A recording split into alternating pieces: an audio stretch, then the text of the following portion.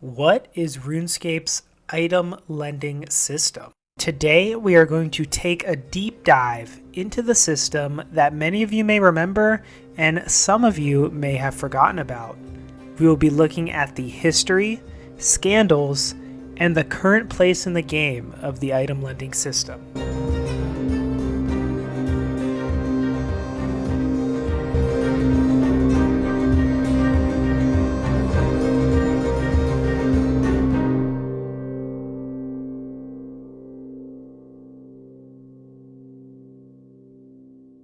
Item lending is a feature that was released into RuneScape on the 14th of July, 2008, which allowed players to lend their items to friends for up to 72 hours or until either player logs out.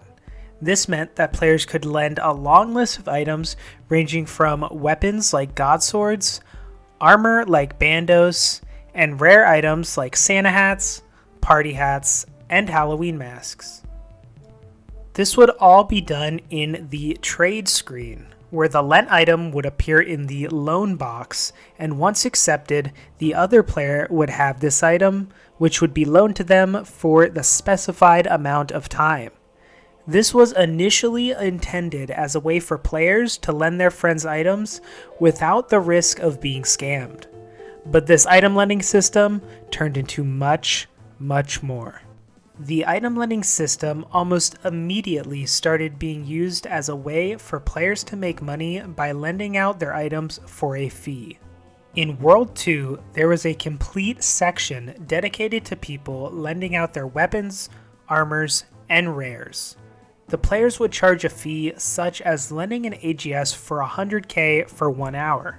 This was mostly for people looking to use the AGS for fun at the duel arena or go to a popular place like Clan Wars was at the time.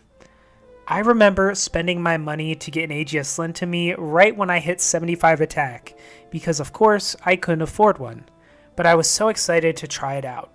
I was at Clan Wars all day using items that were lent to me, and it made some of my favorite memories. On the other hand, we also had people lending out rare items. Why would they lend out rare items? Well, there are a few reasons. One reason is because people wanted to flex the wealth. I remember one day I decided to borrow a party hat for a day just to show all my friends and say, hey, look what I have, as a fun way to kind of show off. The merchants lending out rares usually had much higher rates than armors and weapons and would make a ton of money this way. But other than lending these rares to normal players, they also lended their rares to players with a more sinister plan. This brings us into the next portion of the video, which are the scammers. Oftentimes, scammers would borrow party hats or rares to gain credibility. We all know about the old school RuneScape GP doublers that stand at the GE all day, saying they will double your money, buy items from you for extremely high prices, and so on. This is one tactic that scammers would use. They would borrow a party hat and then gain credibility and the trust of players this way. Players would be more willing to trust someone with a party hat or rare items. The other type of scammer that used these tactics were flower game hosts. If you don't know, back in this era, people would gamble GP playing the game called the flower game. This game consisted of people making a bet to a host. The host would then ask the player, do you want hot or do you want cold? This coincided with the colors of the flowers in the game. If the player said cold and the host planted a blue or cold type flower, the bettor won back double their bet. If the host planted a red or hot colored flower, then the host won. There were tons of legitimate hosts of the flower game back in these days, but there were also scammers. Scammers would reel you in by taking small bets slowly, and they would pay you out if you won. But then, once they gained your trust and you let your guard down, they would log out when you bet big. Lendable rares were used as another way to give these scammers credibility when they didn't really have any. If you saw someone with a party hat worth billions and billions of GP, you couldn't even imagine them scamming you for a mere 50 mil, right? And that is how their psychology worked and how lendable rares played a role in how they scam people. Other than the scammers using the lending item system to gain credibility, there were also scammers that exploited the item lending system itself. These scammers would look for targets to offer to lend their items for a fee. But instead of lending them normally, they would change the item lending time to until log out. This would mean unsuspecting players would pay this fee, and then the scammers would immediately log out and get their item back. They would repeat this over and over to make tons and tons of gold.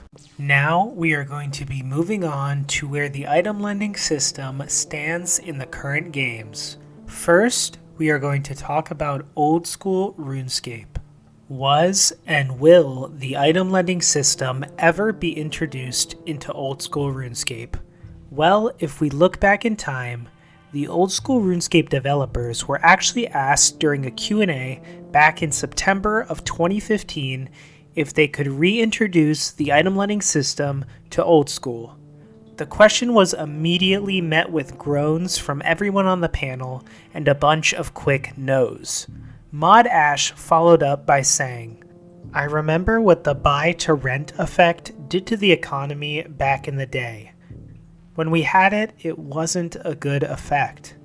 Mod Ash then went on to say, people never wanted to sell their items, because once you had gotten one, you could rent it out, so why would you ever sell them? The prices of items just kept going higher and higher. Mod Kieran then chimed in saying, the only relevance of the item lending system and why it was introduced in the first place was because there was no free trade at the time. Since this Q&A was done almost 7 years ago for old school RuneScape, the item lending system has never been introduced into the game, and it sounds like it never will be. Now we are going to be looking at the item lending system in RuneScape 3. I was surprised to see that yes, it still does exist. At first I thought they had removed it, but after trying, I can still lend out things as normal. Putting it lightly, the item lending system was effectively killed when Invention was released. Invention was RuneScape's 27th skill in January of 2016. Invention makes it so you can augment and perk your items, making them untradeable, but also much more powerful. This means that lending out items would be pretty useless in RuneScape 3, as things that degrade or are augmented and untradeable and thus cannot be lent out. The only aspect of the item lending system that is still used at all today in RuneScape is lending out rare items. It's mostly used by people at the GE in World 2, lending to people that, like we said before, either want to look flashy or possibly lend to people that want to lure or scam, as I'm sure lures and scammers still exist even in RuneScape 3. Rare items are, however, not lent out as frequently as they once were in the past in RuneScape, as most people with rare items now have them keepsaked with the keepsake key. A keepsake key allows the player to convert a wearable item into a cosmetic override. This is how most people choose to wear their rare items so they can have them appear to be on wherever they go. So rare items cannot be lent out once keepsaked. These are all factors that essentially have killed the item lending system in RuneScape 3. Will we ever see the item lending system as relevant again as it once was? The answer is probably not. The item lending system is a culmination of its time period, back when there was no free trade and Jagex still wanted players to be able to lend their friends items. However, as we learn today, the item lending system has a dark history and was eventually used for much, much more than intended.